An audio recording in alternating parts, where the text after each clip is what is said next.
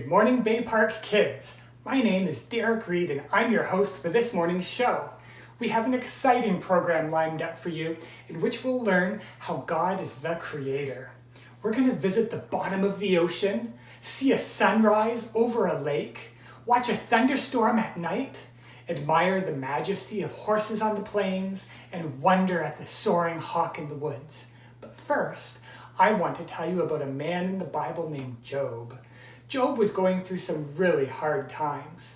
He wanted to ask God some questions about why things were so hard for him. And you know what? God answered him. But God's answer didn't really explain why Job was going through these hard times. Instead, God's answer showed Job how awesome and amazing God is as a creator. Today, we're going to see firsthand what God showed Job about all that he made, and this will show us why we can trust God. In just a moment, we're going live to the bottom of the ocean where Clara is exploring God's creation at this exciting location. Did you know that when God was answering Job, he talked about the ocean? Not only how God created the ocean, but how God commands and controls the ocean too. Listen to what God said to Job.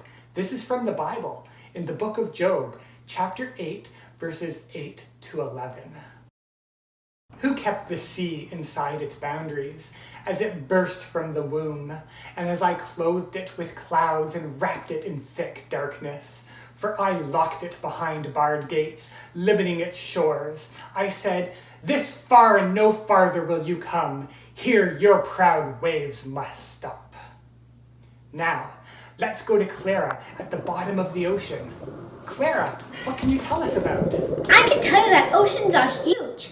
If you took the tallest mountain, Mount Everest, and turned it upside down and put it in the ocean, it would still be far, far away from the bottom. Not only are oceans huge, but we've only just begun to understand them. We've explored only 5 to 10% of the oceans, and scientists think there are thousands of species in the ocean that we don't even know about. The Earth's ocean covers over 70% of our planet's surfaces.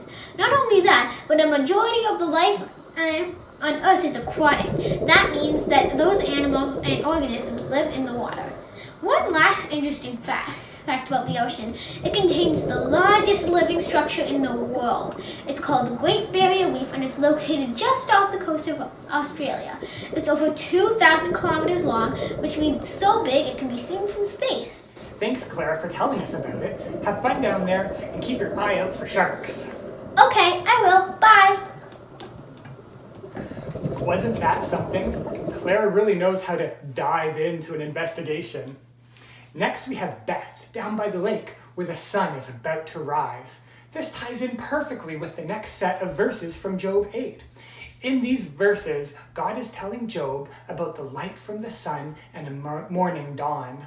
Listen to verses 12 and 15, and remember, this is God talking. Have you ever commanded the morning to appear and caused the dawn to rise in the east? Have you made daylight spread to the ends of the earth to bring an end to the night's wickedness? As the light approaches, the earth takes shape like clay pressed beneath a seal. It is robed in brilliant colors. The light disturbs the wicked and stops the arm that is raised in violence. Let's go live to Beth now and hear what she's experiencing. Beth, can you hear me? Yes, I can hear you. I'm standing at the lake where the sun is just about to rise. It's a beautiful morning, but it's chilly. Did you know that it takes about 8 minutes and 20 seconds for the light from the sun to reach the earth? That's because the sun is over 150 million kilometers from Earth. You know, that is so far that if the 401 stretched from here all the way to the sun, it would take 143 years to drive there without taking any break. So that's why the sun looks so small, because it's so far away. The sun is actually really big. It's so big that actually there's room for 1 million Earths to fit inside the sun. Now, look at this gorgeous sunrise beside me. Isn't it beautiful? Did you know that sunrise isn't actually a true word? The rising sun is an illusion. That's because the sun doesn't actually go away or come up. It's paths on the face of the earth that are moving. As our planet rotates toward the sun, it looks like the sun is coming up. Isn't God's creation amazing? Every sunrise is a miracle. That sunrise certainly was a miracle. I never thought of a sunrise as our planet rotating toward the sun. That really gives us a new perspective. Thank you, Beth, for shedding some light on the subject. Our next correspondent is bringing us a live feed from the middle of a lightning storm. We're having difficulty getting the picture, so while we wait on that, let me share a bit about what God said to Job about rain and lightning. This is from Job 38, verses 25 to 27. Who created a channel for the torrents of rain? Who laid out a path for the lightning? Who makes the rain fall on a barren land, in a desert where no one lives? Who sends rain to satisfy the parched ground and make the tender grass spring up? Obviously, God has a lot under his control. Being the creator of everything, I guess that makes sense. Oh, wait. I think the feed is coming in now. Robbie, what's the weather look like from where you are? Well, it's dark and raining, but there's also been some lightning and thunder. Lightning is big and powerful. Most lightning strikes are 2 to 3 miles long and have 100 million volts of power. With all that immense power carried through lightning, did you know it's still only the width of your thumb? That might seem small, but don't be fooled. That thin line of electricity is 5 times hotter than the surface of the sun. I can't imagine anyone harnessing the power of lightning and wouldn't dream of anyone creating anything that powerful. But God created lightning. He created the wind and rain and thunder too. It's more than I can wrap my mind around. That is certainly more than I can wrap my mind around too. Robbie, thank you for that electrifying report. Our next report is from the plains, where wild horses run free. You know, God talks about horses to Job when God was explaining all the things he created. Listen to these words from the book of Job. Have you given the horse its strength, or clothed its neck with a flowing mane? Did you give it the ability to leap like a locust? Its majestic snorting is terrifying. It paws the earth and rejoices in its strength when it charges out to battle. Now, straight to Mary. What a beautiful horse. Did you know God created him? And he's fast too. Horses can run over 40 kilometers per hour, and the fastest horse ever ran almost 90 kilometers per hour. That's really fast. Here's another interesting fact about horses you probably didn't know. Horses can't throw up. We still have a creative God, don't we? See ya! See you later, Mary. That was great, and what a majestic animal indeed. I hope Mary's voice isn't hoarse after that report. We have just one correspondent left to hear from this morning. Autumn has been tracking a hawk through the forest in order to bring you her report. Before we get to that, would you be surprised to learn that God spoke about hawks to Job also? Listen to what God said in Job 39, verses 27 to 28. It is your wisdom that makes the hawk soar and spread its wings toward the south. It is your command that the eagle rises to the heights to make its nest. It lives on the cliffs, making its home on a distant rocky crag. Now, let's hear from Autumn about her hawk. This is a hawk. Hawks are beautiful.